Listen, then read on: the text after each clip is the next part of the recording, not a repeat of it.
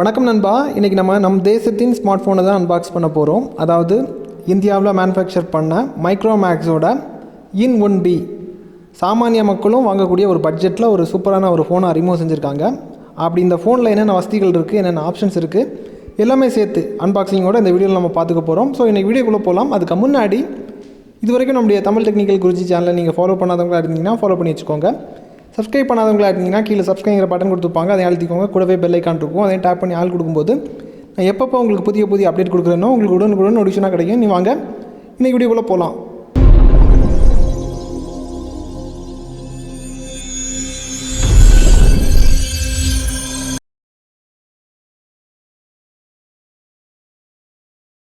முதல்ல நம்ம இதை அன்பாக்ஸ் பண்ணிடலாம். உங்களுக்கு பாக்ஸை பிரித்து காமிக்கிறேன். உங்களோட என்னென்ன இருக்குங்கிறத நீங்களே பாருங்கள். பாக்ஸை பிரிக்கும் போது ஸ்மார்ட் ஃபோன் உங்களுக்கு கமர்த்தி வச்சுருக்காங்க. வெளியே எடுக்கிறேன் பாருங்கள். இதை அப்புறமா பார்த்துக்கலாம், உங்களுக்கு ஃபுல்லாக காமிக்கிறேன். இப்போதைக்கு ஒதுக்கி வச்சுடுவோம். இதை தவிர உங்களுக்கு ஒரு குட்டி பேக் தந்திருக்காங்க. அதுக்குள்ளாடி என்னென்ன இருக்குங்கிறதும் அப்புறம் பார்த்துக்கலாம். இதை தவிர வேறு என்னென்ன வருதுன்னா, சார்ஜ் பண்ணுறதுக்கு ஒரு கேபிள் தந்திருக்காங்க, சார்ஜிங் கேபிள். அதுக்கப்புறம் ஒரு பவர் அடாப்டர் தந்திருக்காங்க. அப்புறம் அந்த குட்டி பேக்கையும் உங்களுக்கு பிரித்து காமிக்கிறேன். குட்டி பேக்கை பிரிக்கும்போது சிம் எக்ஜெக்டர் தந்திருக்காங்க. அப்புறம் ஸ்க்ரீன் கார்டு இது கூடவே உங்களுக்கு வருது.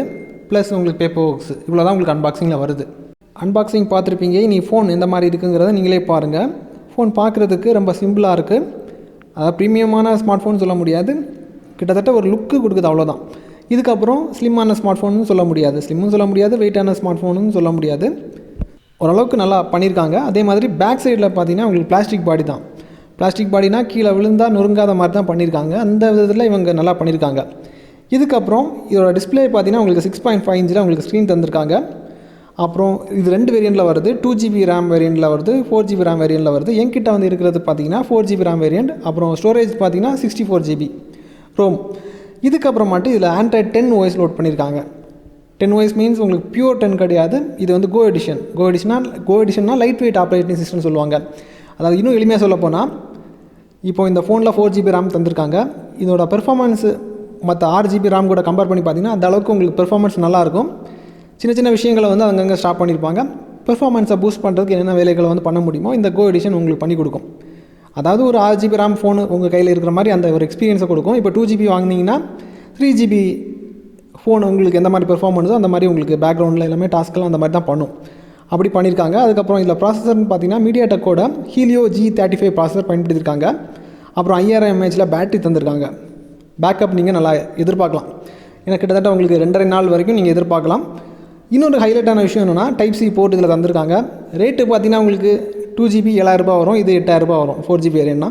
இந்த சீப்பான ரேட்டுக்கு உங்களுக்கு நிறையா போதுமான வசதிகள் தந்திருக்காங்க, நீங்கள் பார்க்கும்போதே தெரியுது.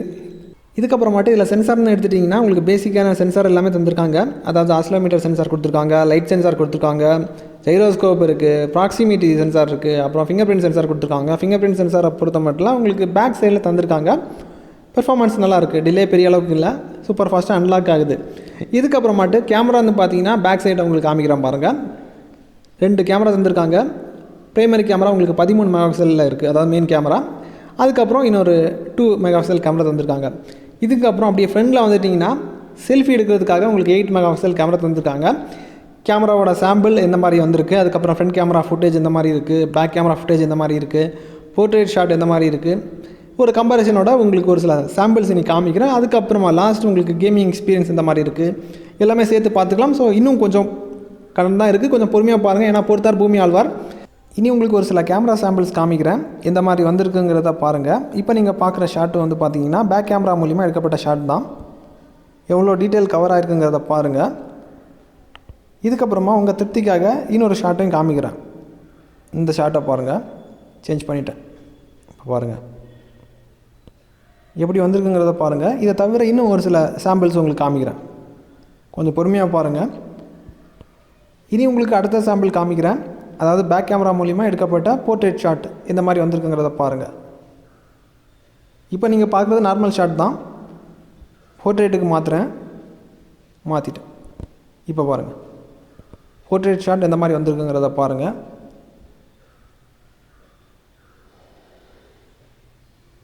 இதுக்கப்புறமாட்டு ஃப்ரண்ட் கேமரா மூலிமா எடுக்கப்பட்ட செல்ஃபி ஃபோட்டோவை காமிக்கிறேன் பாருங்கள். இப்போ நீங்கள் பார்க்குறது நார்மல் செல்ஃபி. போர்ட்ரேட்டுக்கு மாற்றுறேன், சேஞ்ச் பண்ணிட்டேன். இப்போ பாருங்கள் போர்ட்ரேட் ஷாட் இந்த மாதிரி வந்திருக்குங்கிறத. இனி உங்களுக்கு பேக் கேமரா மூலிமா எடுக்கப்பட்ட வீடியோ சாம்பிள் காமிக்கிறேன், எந்த மாதிரி வந்திருக்குங்கிறத பாருங்கள். இப்போ நீங்கள் பார்க்குறது பேக் கேமரா மூலிமா எடுக்கப்பட்ட வீடியோ சாம்பிள் தான்.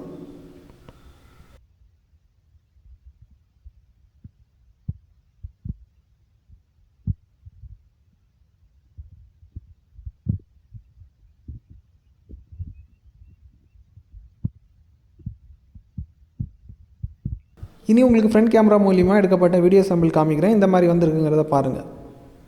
இப்போ நீங்கள் பார்க்குறது ஃப்ரண்ட் கேமரா மூலிமா எடுக்கப்பட்ட சாம்பிள்.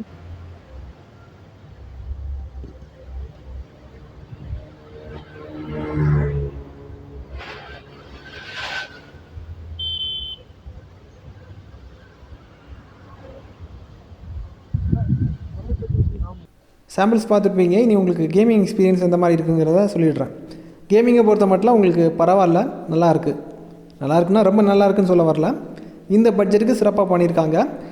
இதே மாதிரி உங்களுக்கு பர்ஃபார்ம் பண்ணக்கூடிய ஃபோன் உங்களுக்கு வேறு பிராண்டில் போனீங்கன்னா கிட்டத்தட்ட உங்களுக்கு 12,000 இல்லைனா 10,000 செலவாகும். இது உங்களுக்கு ஒரு 3,000 4,000 கம்மி செலவில் ஒரு நல்லா பெர்ஃபார்ம் பண்ணுற ஃபோன் உங்களுக்கு கொடுத்துருக்காங்க. பரவாயில்ல, நல்லாயிருக்கு, ரொம்ப நல்லாயிருக்கு நண்பா. சில விஷயங்கள் நல்லா இருந்துச்சுன்னா கண்டிப்பாக அதை பற்றி நம்ம ரொம்ப பேசி ஆகணும். இந்தியாவில் மேனுஃபேக்சர் பண்ணுறாங்க, நமக்கே பெருமையாக தான் இருக்குது. இந்த ரிவ்யூவை இன்னும் ரொம்ப ஷார்ட்டாக முடிக்கலான்னு பார்த்தீங்கன்னா எப்படி சொல்லலாம்னா, டிடிஜியோட சிங்கிள் சர்டிஃபிகேஷன் நாங்கள் கொடுக்குறோம், நீங்கள் நம்பி வாங்கிக்கலாம். இந்த பட்ஜெட்டுக்கு சூப்பராக பண்ணியிருக்காங்க, எந்த வித குறைபாடுகளும் இல்லை. ஸோ நீங்கள் வாங்கிக்கலாம் நண்பா. இதுக்கப்புறம் உங்களுக்கு எந்த மாதிரி பட்ஜெட்டில் கேட்ஜெட் வேணும், எந்த மாதிரி கேட்ஜெட் வேணும், இதுக்கப்புறம் டெக்னாலஜி ரிலேட்டடாக ஏதாவது பிரச்சனைகள் நீங்கள் ஃபேஸ் பண்ணிங்கன்னா அது எந்த மாதிரி பிரச்சனைங்கிறத கீழே கமெண்டில் தெரியப்படுத்திக்கோங்க. அதிகம் பேர் ஒரே விஷயத்தை கேட்கும்போது கண்டிப்பாக நான் அதை பற்றி உங்களுக்கு வீடியோ பண்ணுவேன். இதே மாதிரி இன்னொரு நல்ல ஒரு அப்டேட்ஸை சந்திக்கலாம் நண்பா. Keep supporting.